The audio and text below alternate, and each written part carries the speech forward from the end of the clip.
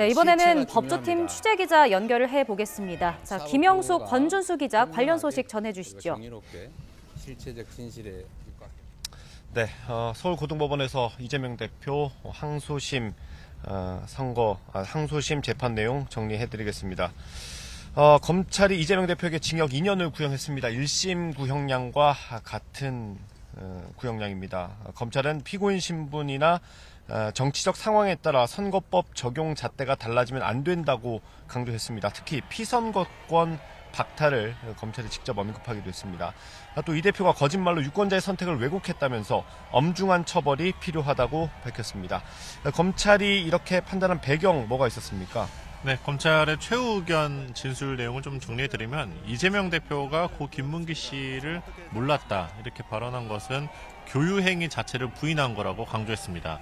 당시 업무상 지위가 아니라 두 사람이 어울리거나 왕래했는지에 대한 의문이 사회 전반적으로 이렇게 있었다는 건데요. 방송에서의 질문, 그러니까 이 대표에게 생방송 인터뷰에게 나온 질문도 같은 취지였다는 게 검찰의 주장입니다. 이런 배경을 근거로 이재명 대표가 시장 재직 때는 몰랐다, 하위 직원이었으니까요, 이렇게 말한 것은 대장동 사업 내용을 이렇게 말한 것뿐만 아니라 대장동 사업 내용을 파악하면서 고 김문기 씨를 알게 됐다는 발언까지 명백한 허위 사실이라고 강조했습니다. 1심에서 무죄 판단이 나왔던 부분에 공을 들인 것으로 보이는데요.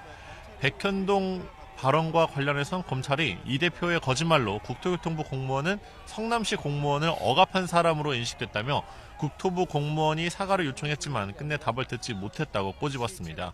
결국 국토부의 억압이 없었는데 백현동의 부지 용도가 변경됐다는 허위 발언이라는 점을 강조한 것으로 해석할 수 있습니다. 네, 오후 2시에 시작된 결심 공판에서 검찰의 최종 진술 그리고 변호인단의 최종 진술도 있었죠. 어떤 내용이었습니까? 네, 변호인단 같은 경우에는 이 대표는 고 김문기와 유동규 등과 골프를 친 적이 없다면서 고 김문기와 이 대표의 골프 여부가 대장동 비리 의혹과 연관성이 무엇인지 검찰의 증명이 있지 않았다고 꼬집었습니다. 또 이 대표의 골프 의혹을 제기한 사진에 대해서도 이게 조작이라 이 대표가 표현한 건 조작이 있었던 게 사실이다. 즉 사진 짜기기가 있었기 때문에 허위 발언이 아니라고 강조했습니다.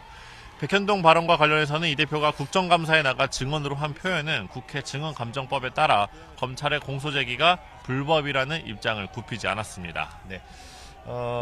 이전에는 피고인 신문이 있었습니다. 간단히 정리를 해드리면요. 이 대표는 생방송에서 한 발언이 즉흥적이었다는 취지로 말했고요. 경기지사가 된 이후로 성남시장 시절 직원들을 기억하기 어려웠다고 언급하기도 했습니다. 또 이 대표는 고 김문기 씨와 골프를 치고 사진을 찍은 게 아니냐는 의혹에 대해서 조작이라고 반박했습니다. 국토부 협박 발언, 이른바 국토부 협박 발언에 대해서도 설명을 했는데요. 경기도 국정감사 당시 실무관들이 답변을 미리 준비하긴 했지만 기억에 의존할 수밖에 없었다고 말했습니다. 그리고 정부의 압박이 있었는지에 대해선 협조하지 않으면 직무유기로 문제 삼겠다는 얘기를 직원들로부터 들었다고 거듭 강조했습니다.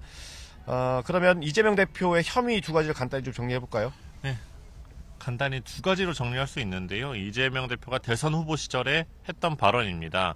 먼저 고 김문기 씨를 몰랐다고 말한 것, 특히 1심 재판부가 유죄로 본 거는 고 김문기 그리고 유동규 등과 함께 찍힌 골프를 친 것처럼 보이는 사진에 대해서 이 대표가 조작됐다고 말했던 부분이 있습니다.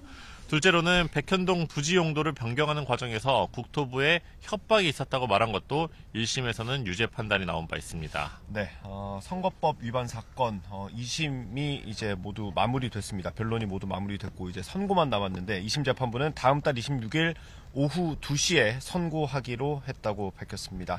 이재명 대표는 1심에서 징역 1년에 집행유예 2년을 선고받은 바 있습니다. 차기 대선 출마를 준비하고 있는 이 대표 입장에서는 무죄를 선고받거나 유죄가 나오더라도 벌금 100만 원 아래까지 낮춰야 합니다. 벌금 100만 원 이상의 형이 확정되면 형량마다 기간이 다르긴 하지만 공직선거에 나갈 수 없게 됩니다. 선고는 말씀드린 것처럼 다음 달 26일 오후 2시에 진행될 예정입니다. 다만 2심 결과가 어떻게 나오더라도 사건은 대법원까지 갈 가능성이 높아 보입니다. 지금까지 서울고등법원에서 전해드렸고요. 상암동 스튜디오 나와주십시오.